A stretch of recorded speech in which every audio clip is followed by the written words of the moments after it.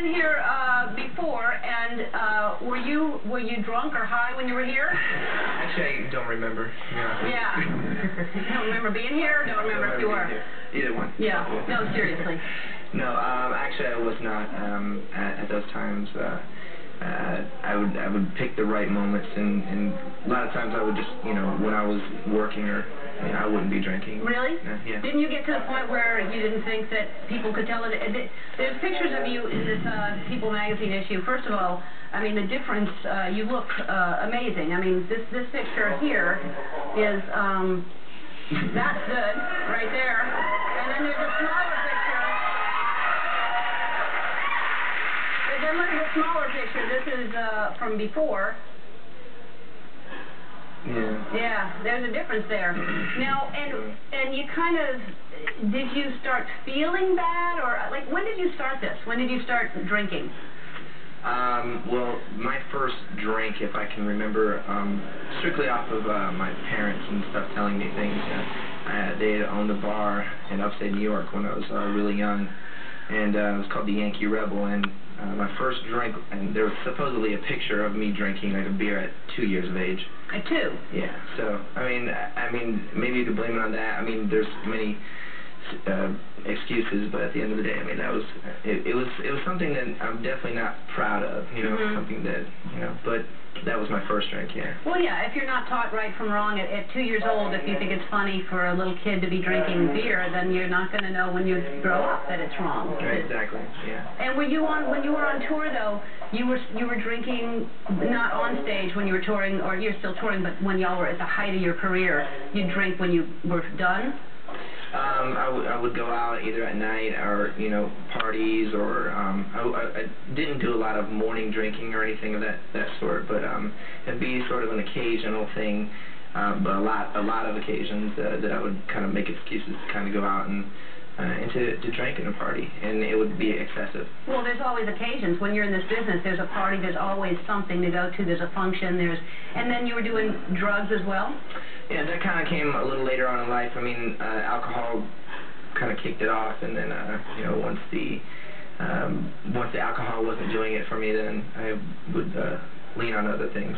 And did anyone like in the band or confront you and say, look at you, you're like, bloated, you look totally different, and did anyone confront you and say, you got to stop this? I had many occasions, and I had a lot of awakenings, rude awakenings at times, warning signs from DUIs to... Yeah, what happened? You got a DUI. Wouldn't that make you stop? Yeah, I mean, at the time, what I had done was, I got the DUI, and I realized that it was wrong, and so I decided to go sort of punish myself, go do the classes, go do the DUI school, do the community service, do everything that I was required to do, and then I would end up in a situation where I was like, okay, well, I'll stop for like 6 months, and then after that, I would feel like it's okay to get back into it, and sort of fool myself in a way. Right.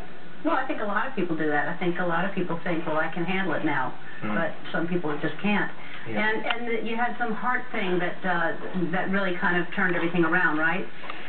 Yeah, it was it's called a cardiomyopathy, and I mean, it was shocking to me because I never ever thought that I would have anything wrong with me, and seeing my family and my parents and people around me always constantly drinking, I just thought that I could handle it, and I was out on the road with the boys just recently, and this was like about 6 months ago, and we were over in Europe.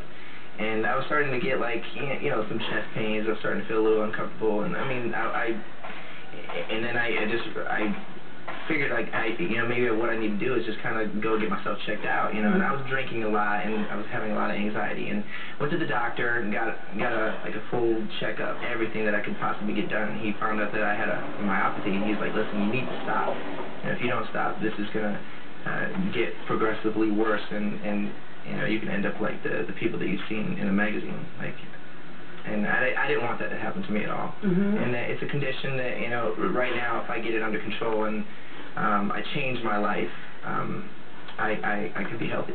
And what do? Do you just avoid those situations now that trigger that, or did you? Because you obviously work out now. Is that are you channeling your energy into just feeling like I've got to take care of my body? Yeah, I mean, the working out definitely helped my self-esteem. Yeah. And it definitely made it easier for me to kind of push it aside. And then the other things that I just started replacing drinking and the parties and things with healthier things, such as, you know, sports, you know, playing video games, you know, and just try to, you know, just replace those times. Yeah, because, well, you got lucky, because DUI is, I mean, that's a big warning. I mean, you could have killed somebody. You could have killed yourself, and that's just a really foolish thing, and hopefully people know by now you cannot drink and drive. You can't do that. And are you sober now? I'm sober now, yes, and you know, one of the things is, you know, I realized that, you know, I'm human just like everybody else, you know, and you know, my goal in life is to be the best person that I can be and try as hard as I can. And you know, I make mistakes, but as long as I realize that I'm human and you know, as long as I don't punish myself for the mistakes, you know, I can kind of get back on it again and continuously try to be that better person. Yeah. Well, I hope, you know, you've got a lot going for you. You've got, you know, a huge career, and there's a lot of kids that look at you and you're a role model, and you've got so much going for you. I hope that you feel that inside and fill yourself up with that you're a really great guy, and you don't need something else to dull anything or numb anything, because you're a good guy, and just start from inside feeling good about yourself. Thank you so much. But I'm happy for you. Yeah, thank you very much. All right. We'll chat with our friends Ren on the Rocks after this. Don't go away.